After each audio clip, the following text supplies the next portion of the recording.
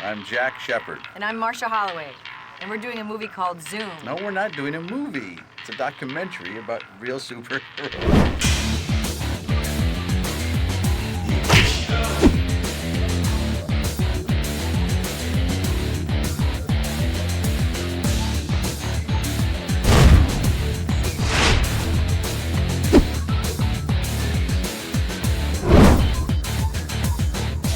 The project came together. It was a graphic novel that came to my attention. It was called Zoom's Academy. Which I wasn't familiar with until I'd read a couple of drafts of the script. The writers came up with a lot of really inventive ways to make kind of fun of all the popular superheroes. The central idea of sort of old washed-out superhero training up these new kids. As the character developed, I figured there was only one guy who could do it, and that's when we brought in Tim Allen. Oh. Ow! It all works out well, but if a superhero do not touch me, because I could go off like a Roman candle at any minute.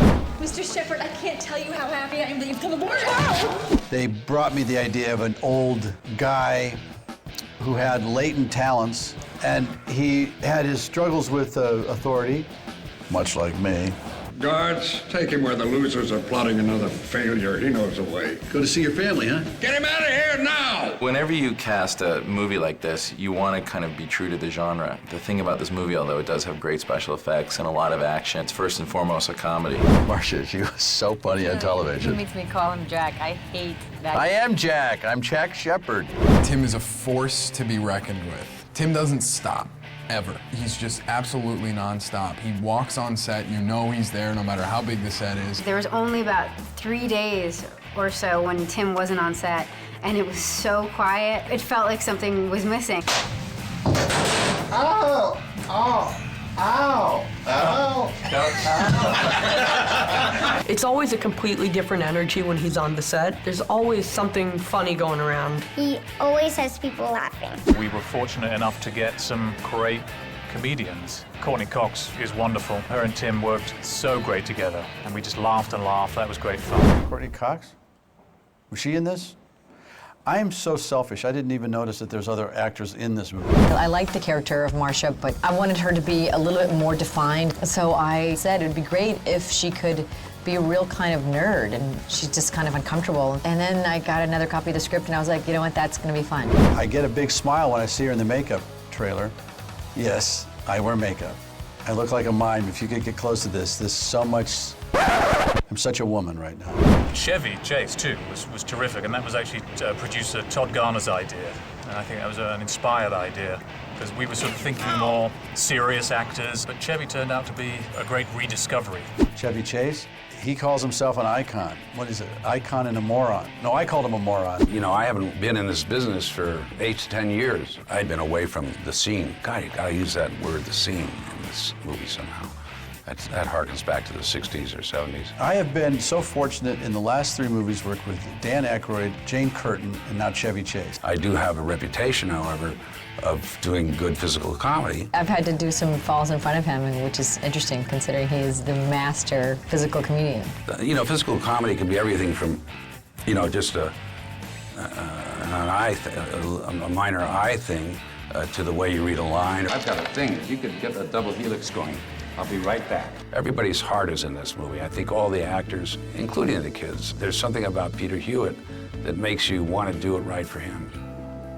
Tim has to audition 10 kids at the beginning. It can be difficult. It's hard being a superhero. We actually kind of like did a real food fight. It was very fun. Ryan was very excited about the food fight. I mean, I wasn't so excited about getting food thrown in my face. Anything goes in this food fight. They just said, throw the food or whatever. And at one point, to take poor Michael, I threw a muffin at him. A muffin right at his head. The food fight we shot, I hope we're not done with it, but I think we are. Peter just told us it was going to be one take because we were going to be a total mess. It was really cool how they shot it. They put 2 cameras on a dolly on a circular track and just had it going around us and around us. And so the crew's all running to try and stay behind the cameras, and we're just chucking food at each other. And it turned out to be so much fun. It was hysterical.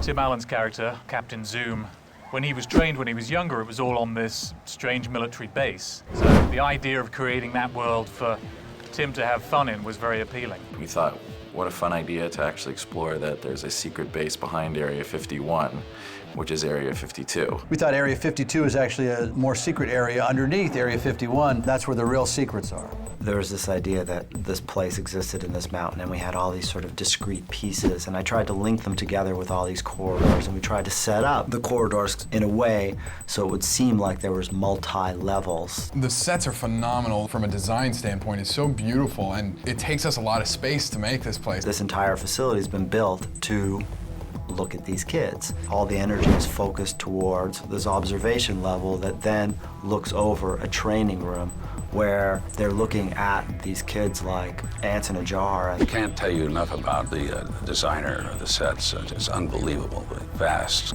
sets, and also the detail with which they dealt with everything on this picture. Right? The set decoration details, all that stuff is amazing. They're really cool. The sets, I think, are the coolest sets I've ever seen.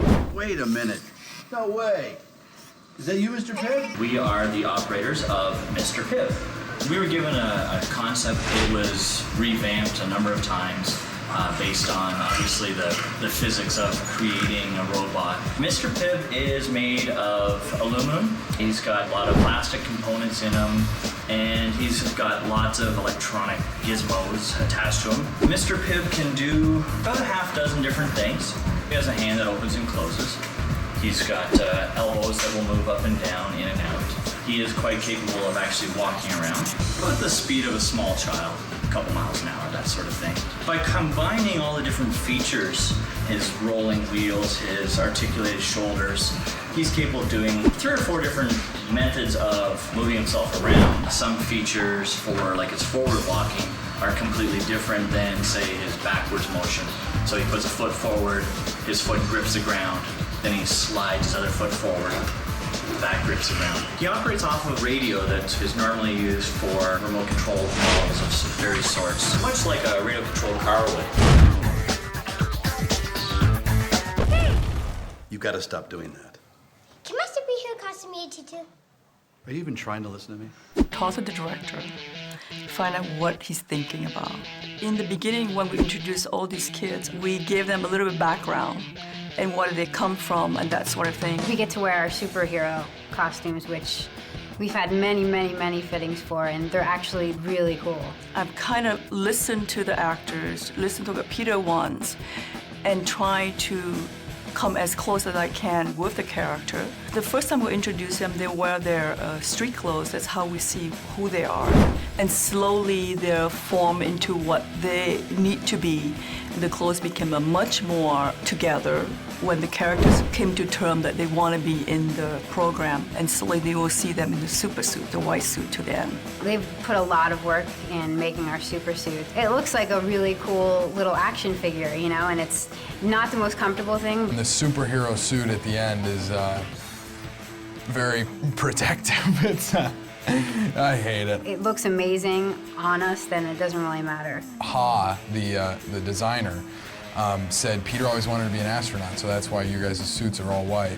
Jack didn't want to be the superhero. He's just very normal, next-door kind of guy. Kind of a reluctant hero. So eventually we kind of see him changing when he met all the kids. At one time, 30 years ago, he had Dr. Grant made a suit for him he never got a chance to wear. And now he make it better. So eventually we'll see him wearing this very tight superhero fitted suit. Yeah. What do you think it means? We'll deal with that, but right now, most importantly, I want to deal with the fundamentals, and there's 2 fundamentals, control and execution. Think about it, control and execution. Come on, guys, follow me. 3, 4.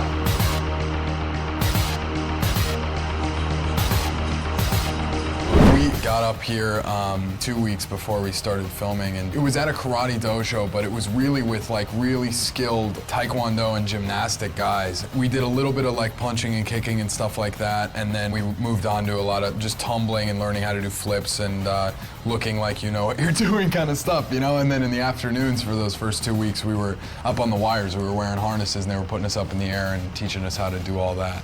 I didn't realize that rehearsals meant that they really wanted us to come up and train and learn how to fly and learn how to do karate and things like that. I had no clue until the day before, and they were like, oh, well, you're gonna be learning how to fly tomorrow. For the past rehearsals with the karate, they've been having me do it just regularly without the fat suit, and, you know, getting better every week, and then they stick me in the fat suit one day for the karate rehearsal, and it was funny. If I went to do a roll, I'd get stuck on my head halfway through and my legs would be sticking up. And now I couldn't do a cartwheel without the fat suit on. It's just not how I'm built. And then they put the fat suit on me on top of it, and it just turned out really weird, just falling all over the place and everything. But the kicks and punches look pretty funny with the fat suit on. And in the movie, we're supposed to get trained for karate and everything to do a scene where we get paintballs splattered all over us, and we get really hurt the first time.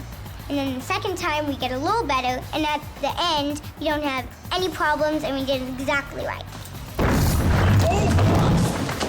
We got a lot of great, interesting special effects in this, but you know, it's the kids that have to stand there and stare at their hand and pretend it's turning to jelly and make you believe that. So the way we did our superpowers in this movie, I just stood there and then they said, now get out of the way, and I got out of the way, and they do it in a computer somewhere in a far-off place. The director feeds us with his concept of what's supposed to take place, but we need to create a bridge between that and actually what we start working on. The visual effects need to be pre-visualized in order to know how we're going to shoot them and then how we're going to start to execute them in 3D.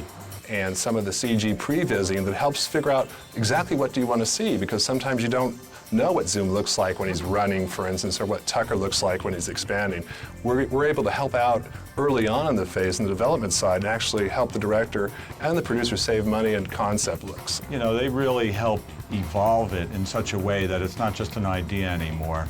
We editorialize it, put it in context with the other shots, with the shots that aren't even visual effects, and now it becomes something that we're looking at that has pace, timing. We're helping the director, we're helping the DP, we help the lighting guys.